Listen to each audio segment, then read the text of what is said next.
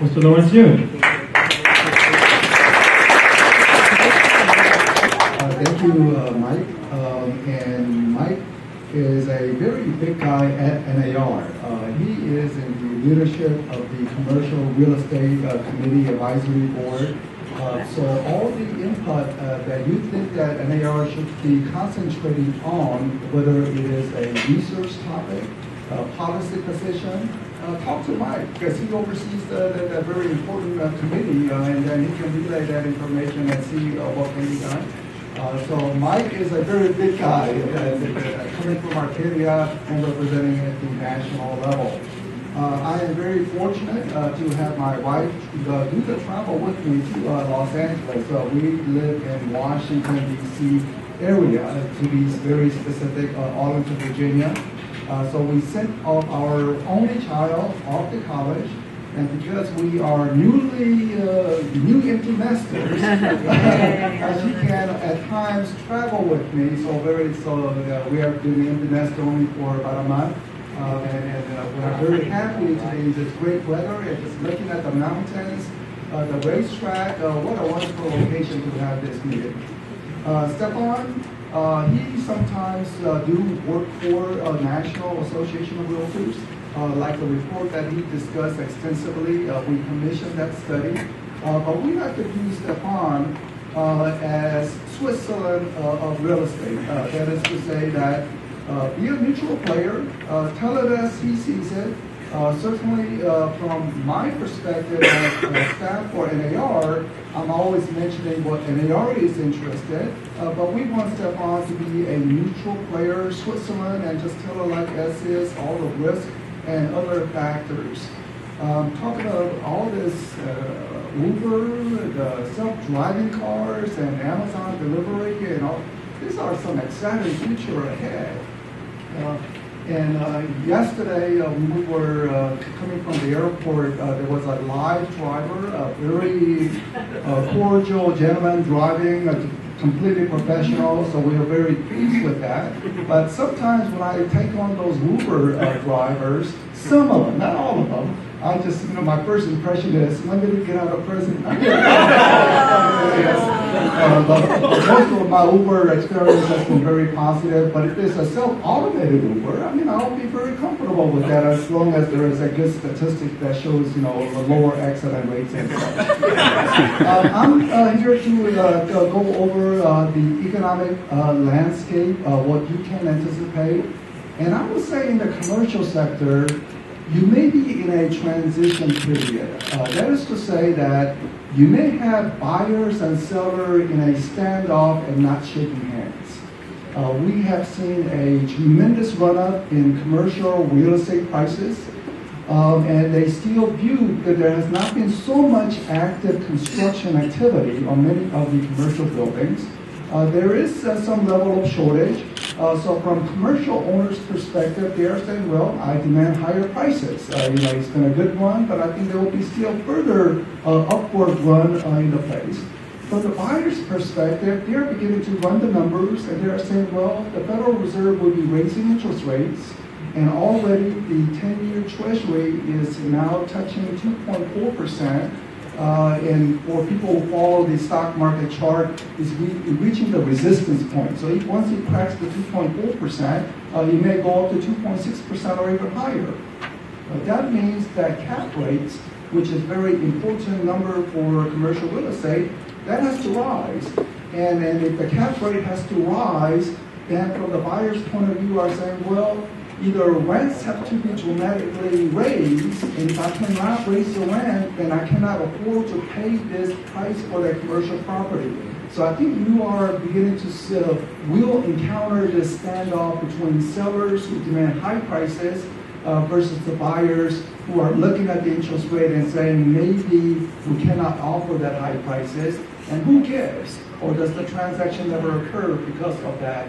And I think anytime there is this transition period, it generally lasts for 1 year, 2 years before one of the group begin to recognize, yes, either from the sellers who say, yeah, prices are too high, only way to sell it is we have to lower the price, The buyers suddenly change their analysis of all of these alternative assets, whether they're buying gold, stocks, residential real estate investment, others, and they say, well, cap rate, even though it's rising, so we can still buy at higher prices. So we'll see what gives, but I think we are at a transition where people will be more, they will be scrutinizing more about the deals to be made. So that will be the environment. So let's first look at the one bottom line of the major economic data, which is the GDP. And GDP numbers come out every quarter. That horizontal red line that you see is a 50-year average. So typically, U.S. economy grows by 3%. And I put what is the current quarter compared to the year before. And one thing to note is that ever since a decade ago, from the 2007 period onwards, we have been essentially under 3% throughout that period. So below historical normal growth rate conditions. Maybe one quarter that it bounced up, but we have been under that 3% quarter. So you can say that it's expanding, it's growing, but sluggishly, not robust fashion. And if we look at by presidents, what it looks like is that some people say during President Reagan's term, that economic growth was very good. It was averaging about 3.5% under his term per year. First President Bush was more closer to 2%. President Clinton, it was close to 4%. We talk about budget deficit, tax reform, which I will be discussing soon. But during President Clinton's time, for 2 years, we actually had a budget surplus because the economy was rolling along. When it's rolling along, that means companies are making profit. A portion of that profit goes to the federal government. More workers with jobs.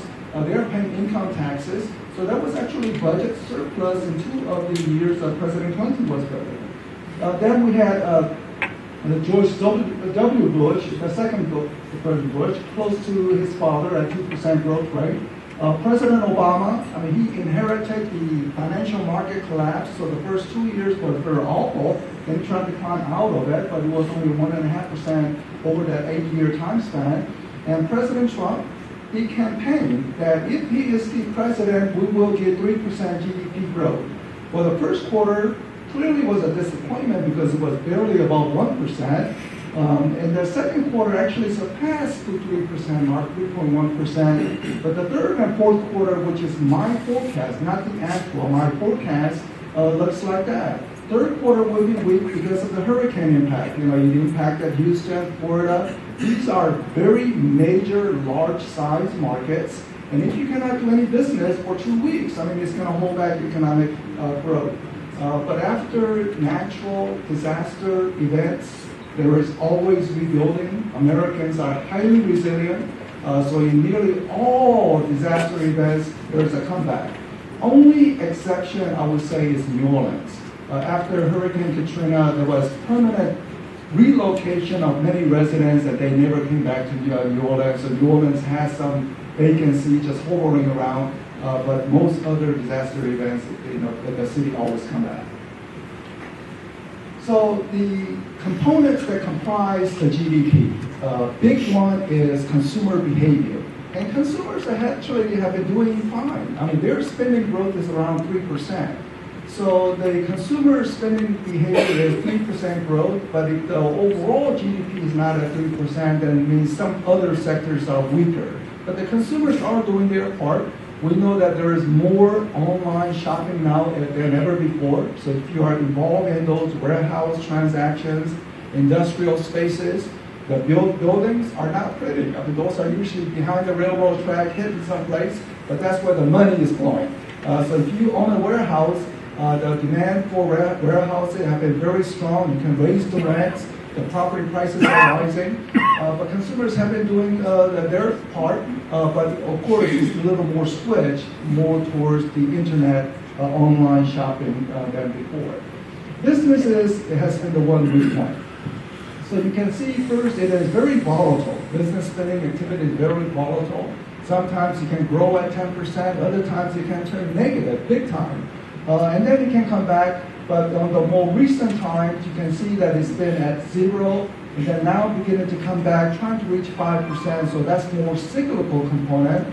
But this business spending that you are seeing, or any of the growth is related to equipment, software, investment, and less on real estate. They're doing not as much on the real estate expansion or building of the new office building.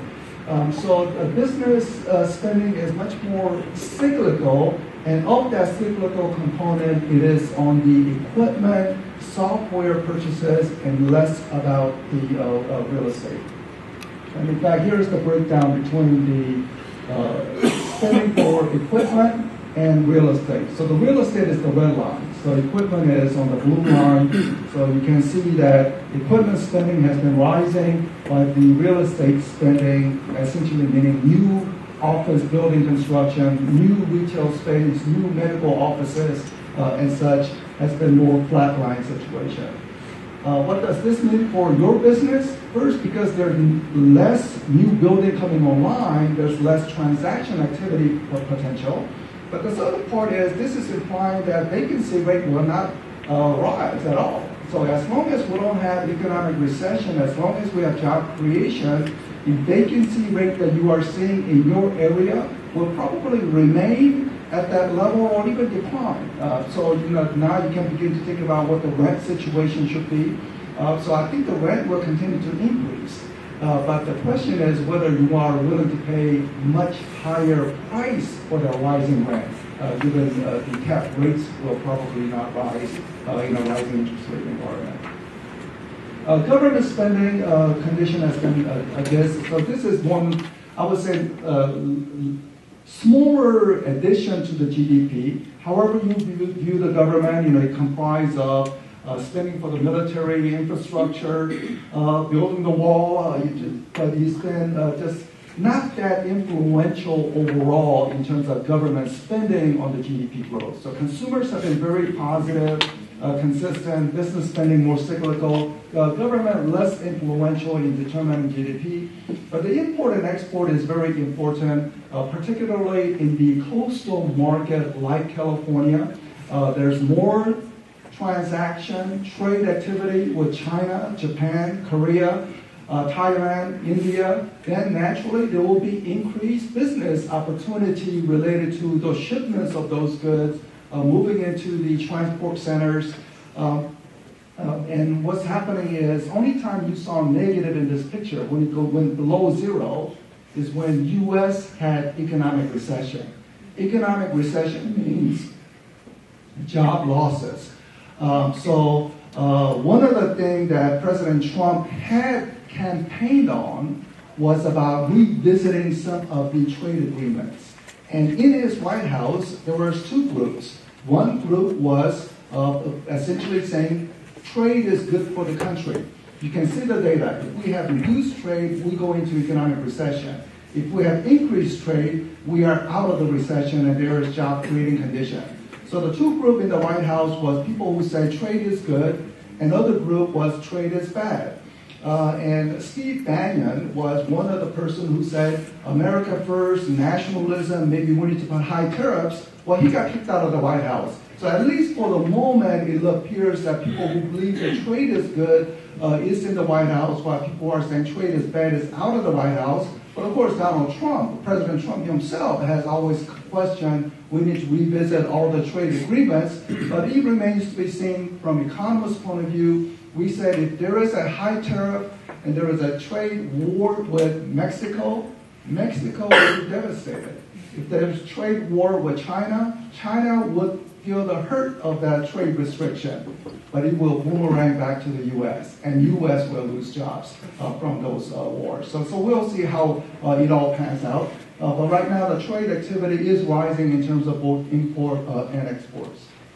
And this is this is just the growth rate, percentage growth rate, and this is the actual trade. And that circle part that you see is when we actually had trade reduction, which was corresponding with economic recession and job loss conditions.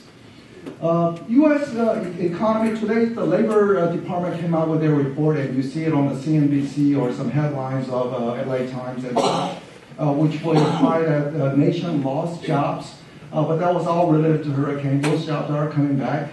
The one key data that I looked towards in today's data was wages, and wages are beginning to perk up. It's at 2.9% year-over-year gain, which will be one of the highest in many years. So now it's finally bursting out of the 2% wage growth. So consistently it's been 2% wage growth year in, year out. Now it's 2.9%. And it's coming because unemployment rate continues to fall. So unemployment rate continues to fall. But one interesting thing is, even as unemployment rate continues to fall, the employment rate is rising, but it's nowhere near what it had been before the recession. And the difference is the number of people who went out of the labor force. And people who went out of the labor force are not even looking for a job. And if you're not even looking for a job, that means you are not counted as employed or unemployed. You have to be at least looking for a job to be counted as unemployed. So that, is wondering why, even as jobs are being created, the employment rate, what percentage of the adult age, working age population working in the job is not back up to normal. I don't know if this is related to increased opioid addiction that is occurring in the country. I think those are serious concerns that we have to keep in mind. I remember, I'm glad to see China just rolling along, because especially in this market, you know how much of the Chinese money comes into real estate, whether residential or the commercial. But Napoleon, who almost had conquered all of Europe, before the cold, snowy Moscow, and he had to retreat. But Napoleon had made this comment that he said China is a sleeping giant. So this is a remark almost 200 years ago. But once it wakes up, watch out, it will shake the world. But China has awakened. Today, I think the big credit goes not to Mao. I mean, Mao had that terrible civil war, but Deng Xiaoping, who came in and said, I don't care whether it is black cat or white cat that catches the mouse, which means I don't care about communism or capitalism. I just want the country to grow and have a higher standard of living. So that was his comment. And then he tried out many things, and before you know it, the Chinese economy began to grow, and now it is the second largest economy after the U.S., and according to various Wall Street forecasts, whether McKinsey, Goldman Sachs, based on the population side and the GDP growth, China, in the aggregate, GDP will surpass the U.S. within 5 or 10 years.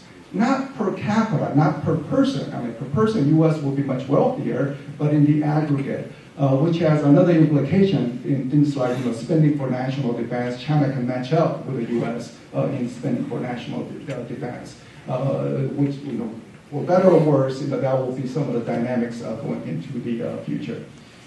Let me just skip that. The number of job openings are also very high. So today's job report, again, because of hurricane, is negative, but we have to keep in mind the number of job openings are sky high.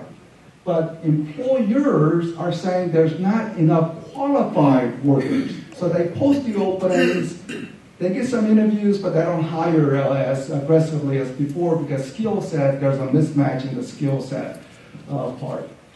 And the number of companies who are firing people are filing for unemployment insurance claims are at historic lows. So this is implying that we have no recession over the horizon, or at least for the next 18 months. Unless there is a big trade war, then that could quickly change the picture. But this is implying job openings very high, job firings very low, no recession over the horizon. In the meantime, the interest rate environment, there's a couple of occurrences when the interest rate increase, and this is how it impacts the cap rates or borrowing rates. So the first circle that you see was something known as taper tantrum. And this is related to off-the-cuff comment by Federal Reserve Chairman at that time, Ben Bernanke. Some reporters asked the question to say, when are you going to stop printing money, essentially?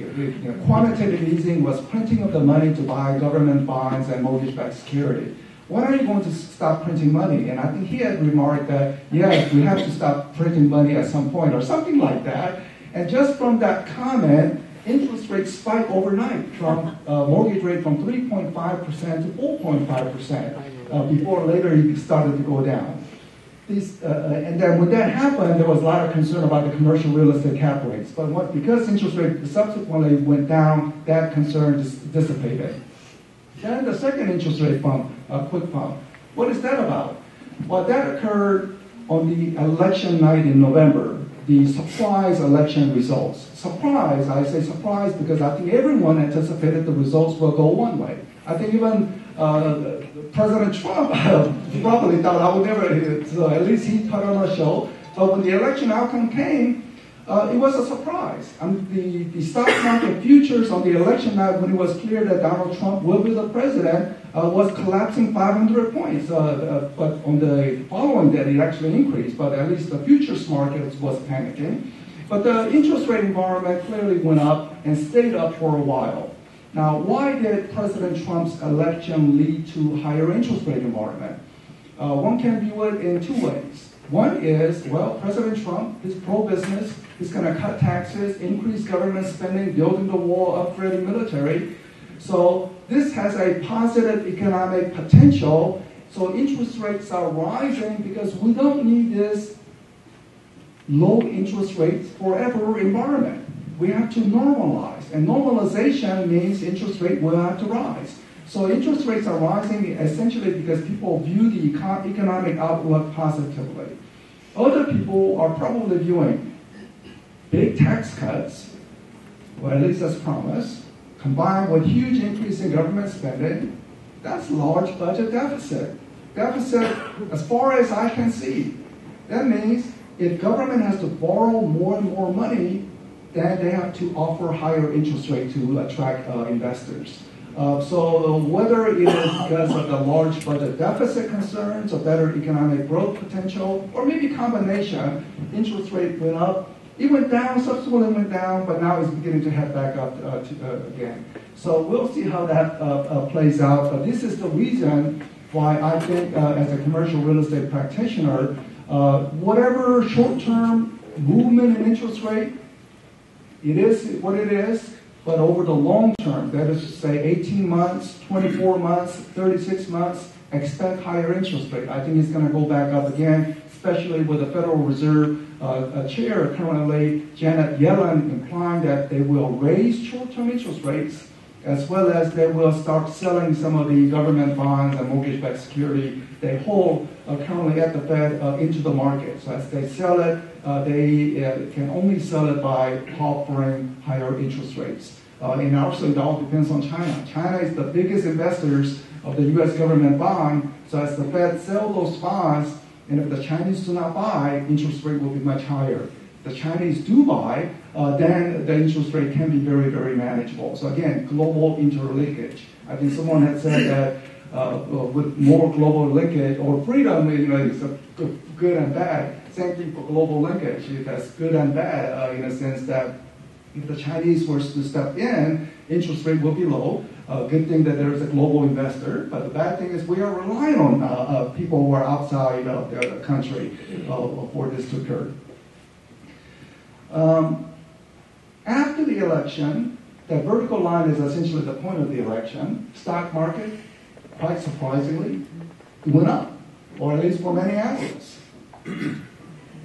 Again, the election night, stock market condition was collapsing, but the reality is the stock market is much higher. Animal spirit of consumers.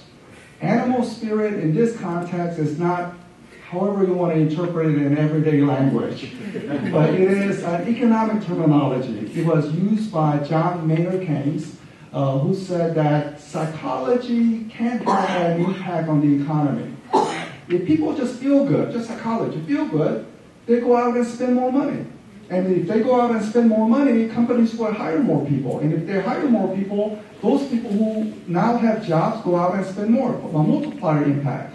So the psychology can have an impact to the economy, and this is the Consumer Confidence Index captured by a New York-based company called Conference Board. They've been measuring this over the past 50 years. How do you feel about the economy? All those questions.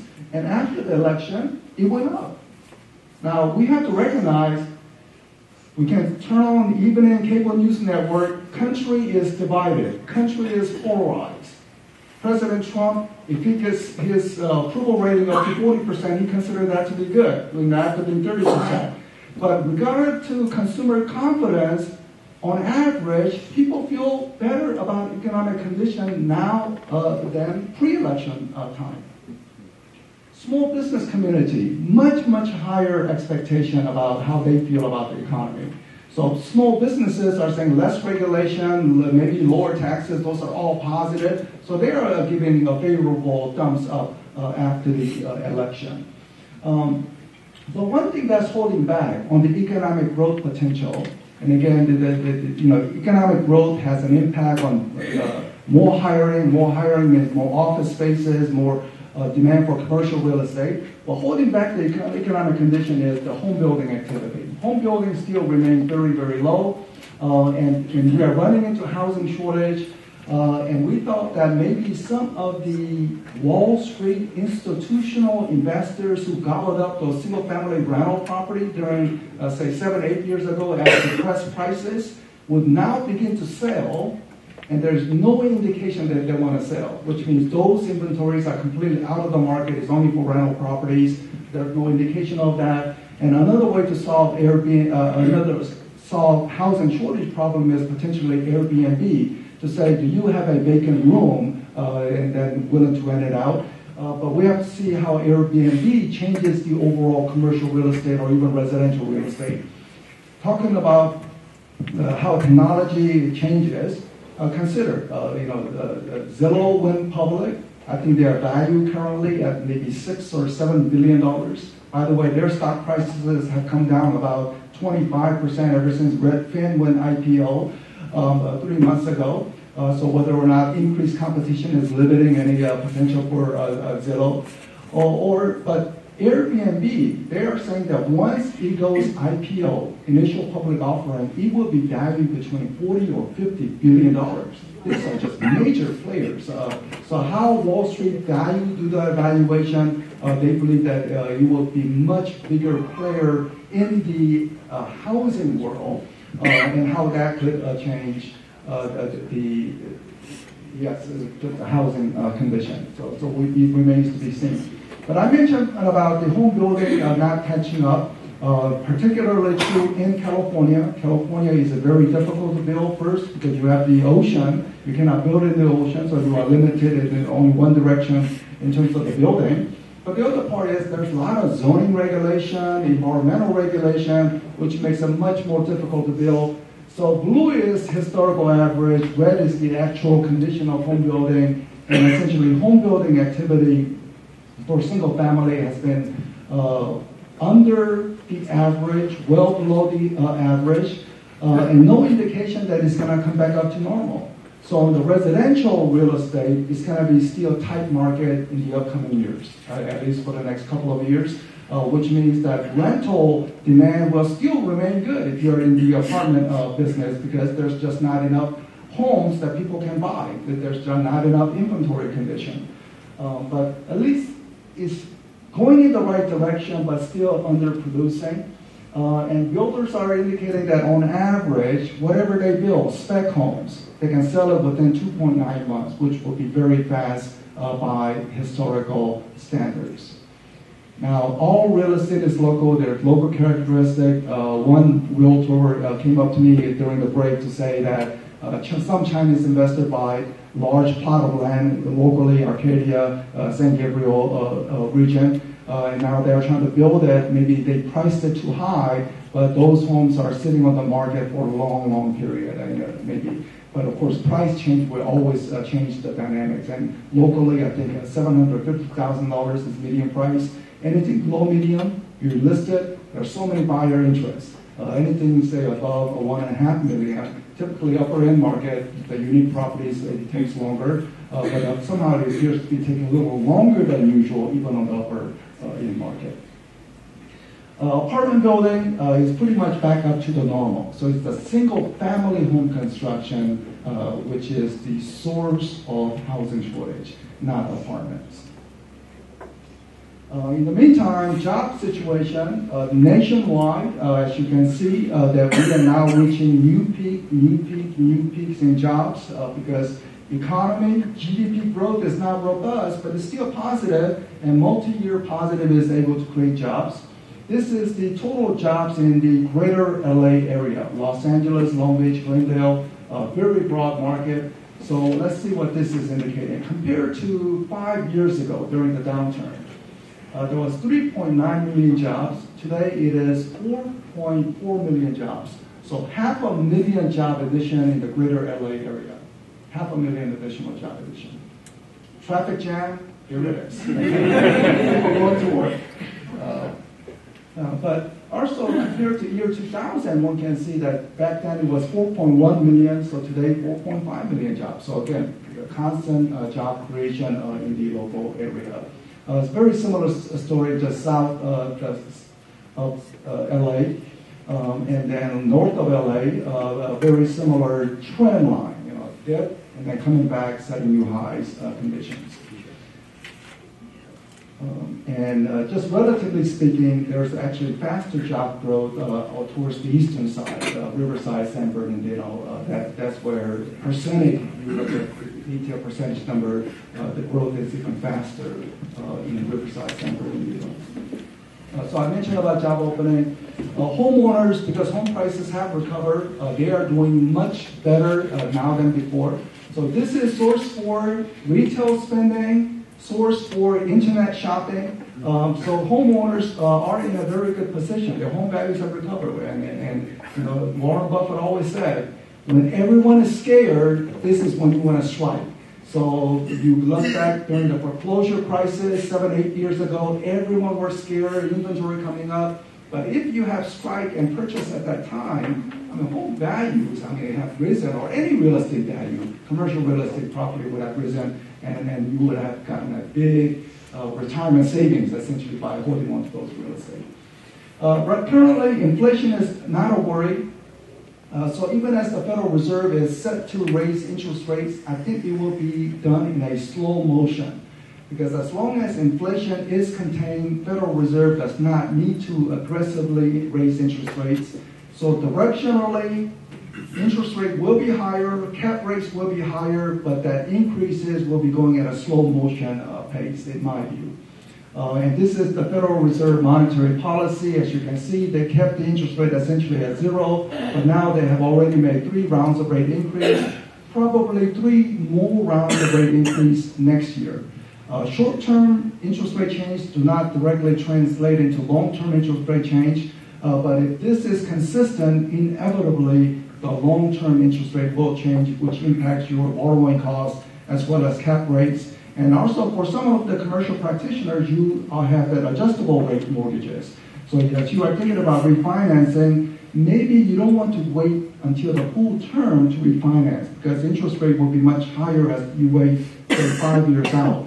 So if you have 5-year adjustable loan, within 3 years, somehow your finances are in a much better position and you want to repay some of the principal balance, you're going to want to do that because the longer you wait, the adjustable rate mortgages will be higher and higher.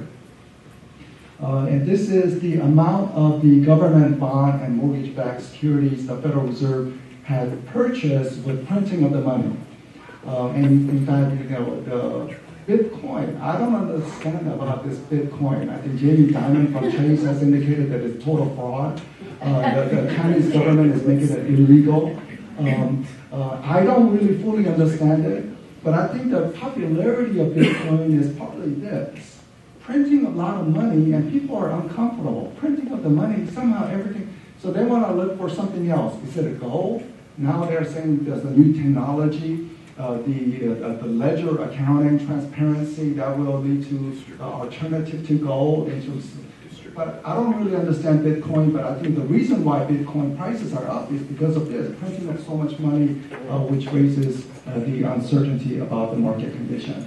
Now, quickly to the fundamentals, apartment condition, the bar line is how many people are going into apartment rentals. So you see that it's been positive for the past 7 years. More and more people are going into apartment rentals. Therefore, the apartment vacancy rates are falling. Only the recent year is rising. Why is the vacancy rate rising if there are more people going into apartment rental? Well, the production level is now back up. So the production is bringing that vacant inventory onto the market. But overall, vacancy rates still remain at about 5%. Is very low, and I'm sure it's even lower in the LA region. And I think there will be more rental demand, at least over the short term, because there is missing households. Missing household is something that Kansas City Federal Reserve economists were computing. They are saying based on current U.S. population, how many people in the country, we should have that red bar line as to how many households, how many people forming their households. But we are at the blue line. So these are missing, 6.9 million people missing in terms of household formation. Who are they? They are young adults living with parents. Age 25 to 34. So these are not recent college graduates. These are people in their late 20s, early 30s, still living with parents. So if they're living with the parents, they're not creating that housing demand. But one would have to say that, well, if we are in an economic recession, it's understandable. But now we are creating jobs. Why are people still stuck with parents? And I don't think this trend will continue unless somehow there is a change in generational acceptance. I mean, we are fortunate that one son that we have, most of the time he behaves well, but not always, as everyone knows. So I think at some point, I think every child wants to live out on their own, but right now many young adults are living with parents. So I don't think this trend will continue, especially with job creation that's occurring, which means first step would be rental demand. So I think the rental demand will still remain very strong.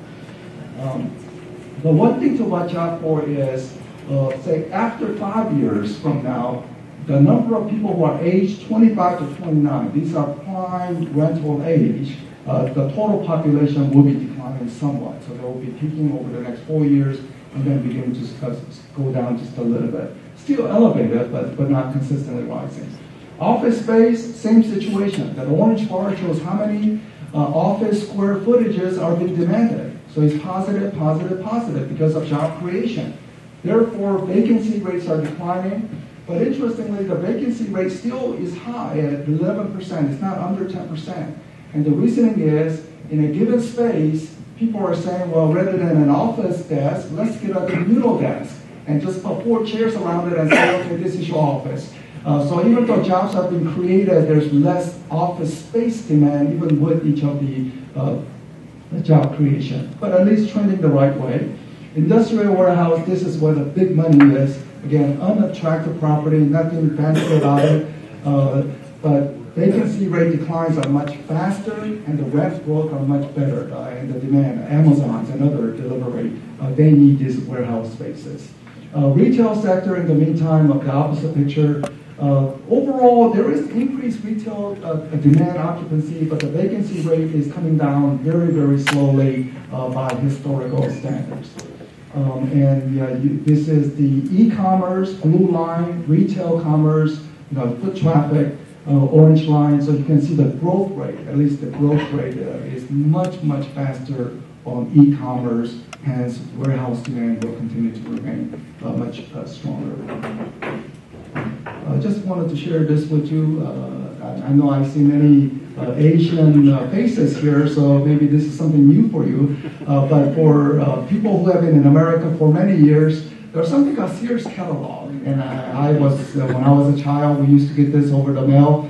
And for many Americans, when you received a Sears catalog, it was one of the happiest days of the year.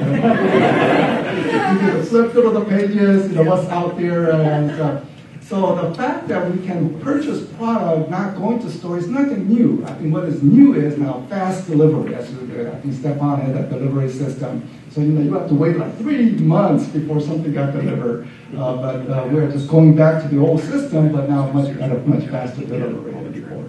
Commercial real estate prices, 90% increase over the past 7 years. This is on a nationwide basis. Huge increase. But note the past couple of quarters is moving sideways. And I think this is the standoff between the buyers and sellers. Sellers think they can attract higher prices, but the buyers are saying, I don't want to pay that high prices, especially with interest rate rising. So I think we will have this transitional phase where it will require good explanation to your sellers as to why they cannot keep raising prices. And this is the commercial investment, actual purchase activity on the large properties, and you can see from the low point it's been rapidly increasing. First, I want to explain the low point. The low point occurred after the financial crisis. It actually occurred because of the residential real estate, subprime lending. But commercial real estate was a collateral damage. Now, commercial real estate had some bad loans, but not to the extent like subprime lending in the residential. But it collapsed 90%. Imagine 90% of the transactions disappeared. How would you feel about it? And the reason why it collapsed is that there is no equivalent of Fannie and Freddie in the commercial real estate. Apartment, yes, but office space, medical office, warehouse, retail, there's no Fannie and Freddie equivalents to it. So when NAR say, I know we are in commercial audience, we say Fannie and Freddie is important for residential real estate, and the reasoning is we don't want residential home buying to collapse 90% overnight during some financial market crisis. Now, I think the Fannie and Freddie managers are much more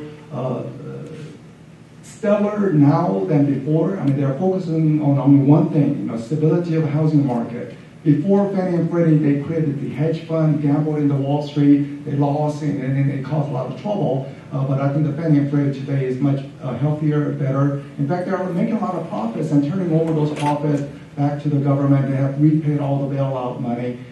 So in case you hear NAR supporting Fannie and Freddie at the residential, that is the reason why. Also on the cap rates, this is from Creek, who captures cap rates apart, and you can see that it's been trending and at historic low levels. So only direction it can go is upwards. So if it goes upwards, you have the standoff between buyers and sellers as to what the right pricing would be. When we ask realtor members, what is a typical commercial real estate deal that you are involved in? And realtor members said it's around $500,000 to $1 million. It's the bakery store out in the strip mall or something of that. They're saying, the realtor members are saying they're not doing those downtown LA skyscrapers.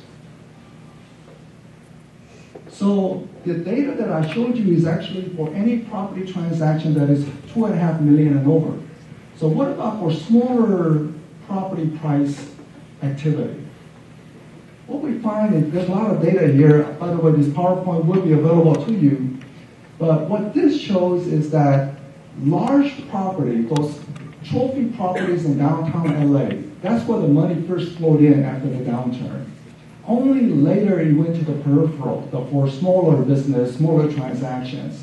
So it's the smaller business, smaller transaction that had a later recovery compared to those big properties, which means I think there's more, even as the big property prices may begin to decline somewhat with rising cap rates, smaller property, because there was a late start, and also the cap rate is already much higher compared to the downtown properties, that smaller property, actually prices may hold on, even as the trophy property begins to decline somewhat. Again, large data, a bunch of stuff, but that's the summary to say that smaller property had a slower start and therefore less likely to see any decline in prices compared to the trophy properties.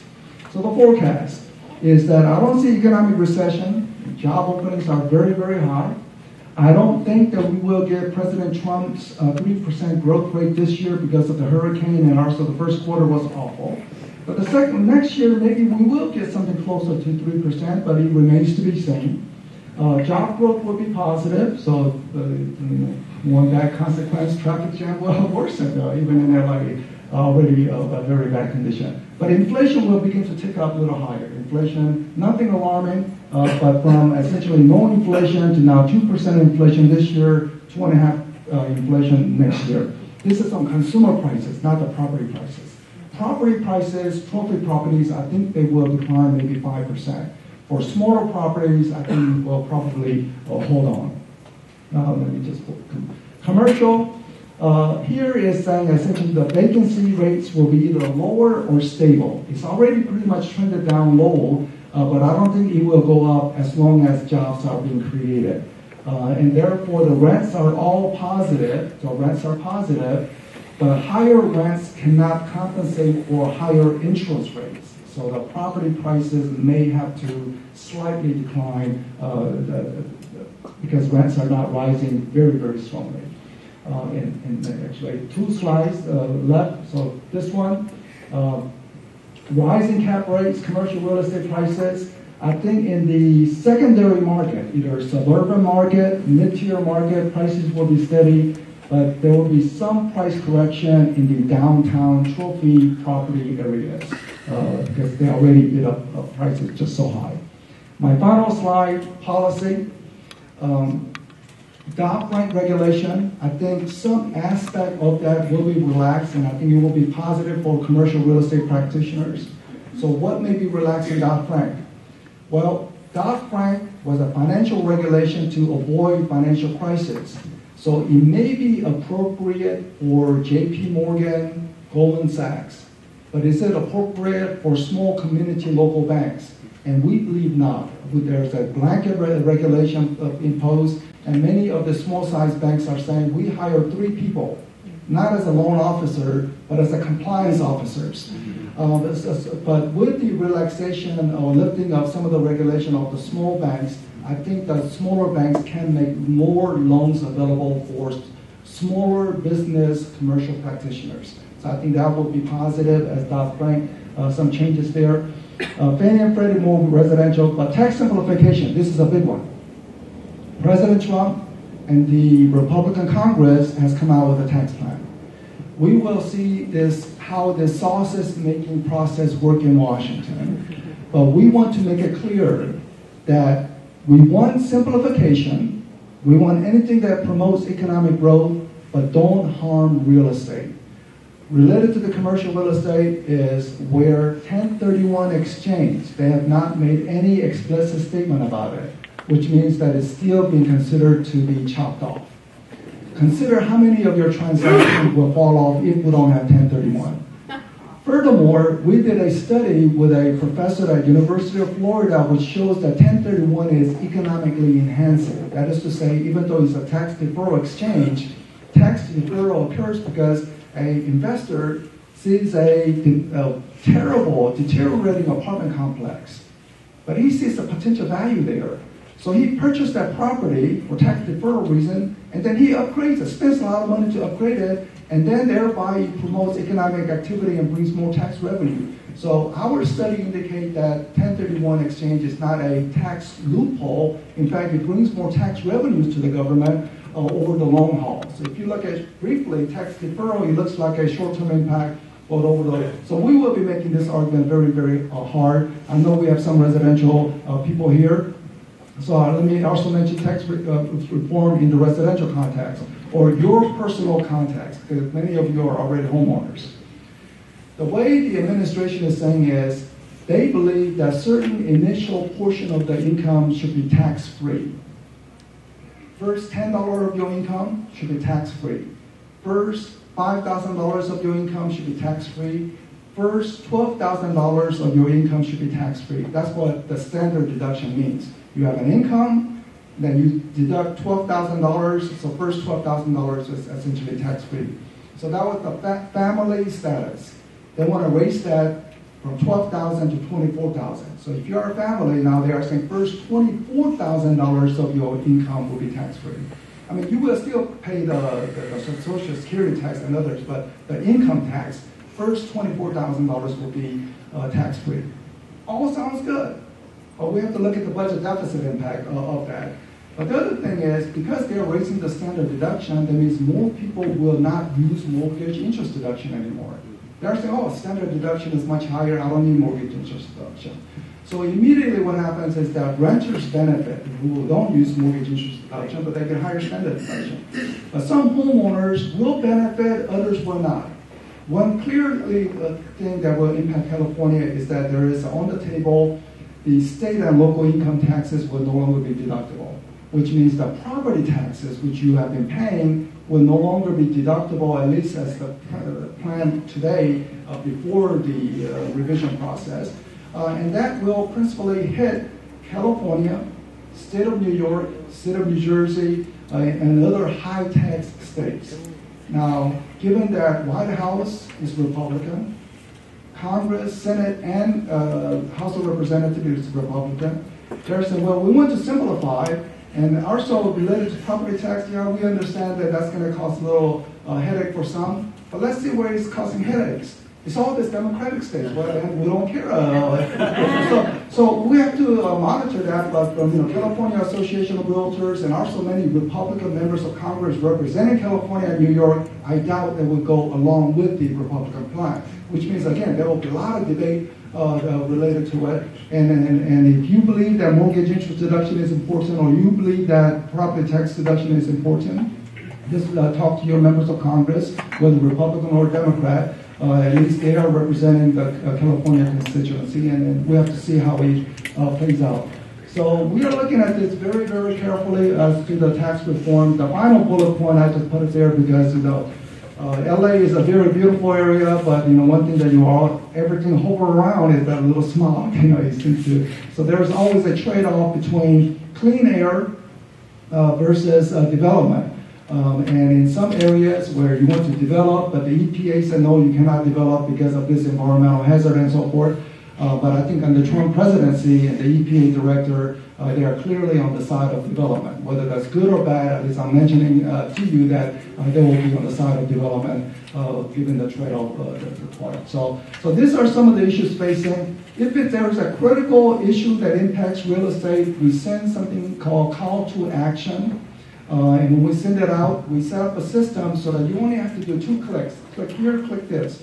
And then essentially what happens is that a letter under your signature will go to your member of Congress to say this issue is important, whether it's 1031 or what. So if you do call to action response, thank you very much. That helps us. But if you disagree with an area perspective, you don't have to push the button. You can just ignore it.